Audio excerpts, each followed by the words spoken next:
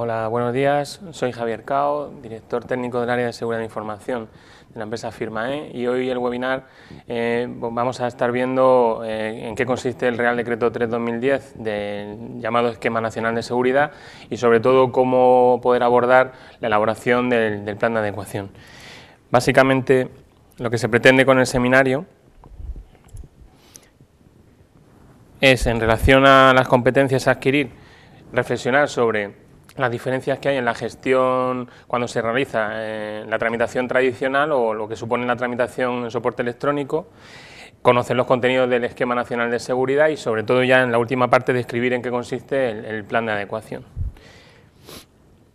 Respecto a las áreas que van a tratarse a lo largo de la presentación, serán básicamente 4. Una primera introductoria sobre la problemática que supone la gestión del soporte electrónico en materia de seguridad de información, qué medidas de seguridad establece el Esquema Nacional de Seguridad en relación a las que hay que aplicar y sobre todo cómo se definen o diseñan y seleccionan, qué sinergias de cumplimiento tiene el Esquema Nacional de Seguridad en relación a otros marcos internacionales de gestión de la información y sobre todo un enfoque práctico de cómo poder abordar o elaborar el plan de adecuación, que veremos luego en qué consiste. Bueno, las administraciones públicas, al igual que el resto de organizaciones, han sufrido una transformación en lo que sería la realización de sus actividades diarias y procesos de negocio. Y básicamente la introducción de las tecnologías de la información facilitan y simplifican la gestión y el tratamiento de los datos. Ello pues, aporta obviamente unas importantes mejoras en rendimiento y productividad, pero bueno, desde la perspectiva de la protección de información introduce nuevos elementos que hay que controlar. Básicamente el escenario tradicional de gestión en soporte papel, pues digamos que tenía una problemática muy limitada. El soporte físico es muy controlable, toda la información se limita al contenido que tengan los documentos y no habría muchos problemas que gestionar. Luego, en cuanto a su custodia o almacenamiento, ocupa un lugar físico, con lo cual cualquier fuga de información obviamente también deja unas evidencias palpables. Sin embargo, en lo que sería el escenario de administración electrónica, los elementos que aparecen dentro del sistema de información son mucho más. Además, se introducen elementos tecnológicos que, bueno, que están supeditados a diferentes tipos de amenazas que son diferentes de las que puedan afectar al soporte papel. Otra de las importantes diferencias es que la información tiene una velocidad de transmisión muchísimo mayor y los documentos pueden viajar por la red con una fluidez mucho más alta.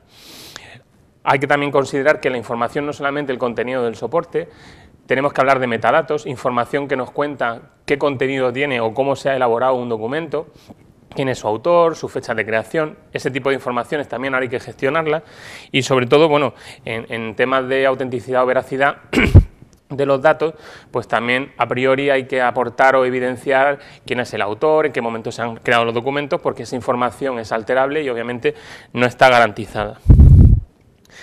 Por lo tanto, los sistemas de información han incrementado su complejidad y luego se dan nuevas tendencias que también habrá que valorar, que son el despliegue de la virtualización dentro de lo que serían los sistemas de información o la posibilidad de la cloud computing en materia de gestión y tramitación electrónica.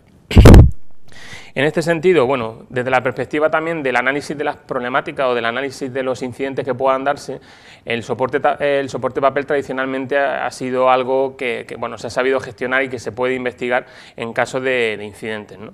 De alguna manera las restricciones físicas establecen o condicionan lo que se puede hacer o los daños que puede sufrir esa información, mientras que en el soporte electrónico hay una serie de elementos que, además de ser evidencia, tienen que estar garantizados, como puede ser la integridad de los datos o la fecha y hora en la que se producen esos documentos, ¿no? Entonces entran las disciplinas de análisis forense o análisis informático sobre los sistemas de información que gestionan esos datos, y ya digamos que no es solamente importante el soporte, sino también todos los elementos que han participado en el tratamiento.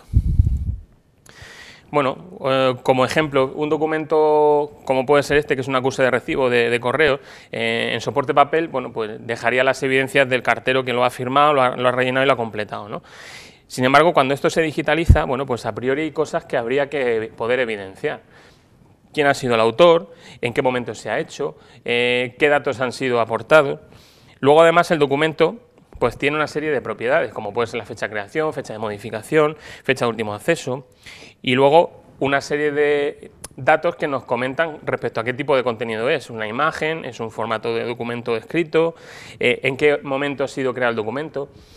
Ese tipo de cosas a priori también hay que poderlas evidenciar, porque en sí mismos son datos que pertenecen al sistema y que pueden ser alterables o manipulables, ¿no?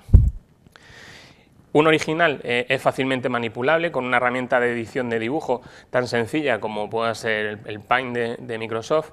Podríamos cambiar contenidos que aquí a priori a simple vista no parecen perceptibles y sin embargo cambian completamente el significado del documento. Hemos cambiado la fecha de entrega, que eso puede tener consecuencias en una tramitación administrativa cuando estamos hablando, por ejemplo, de una gestión tributaria, y hemos también cambiado el por qué el cartero no ha podido entregar el documento, que también permitiría reclamaciones por parte del afectado, ¿no?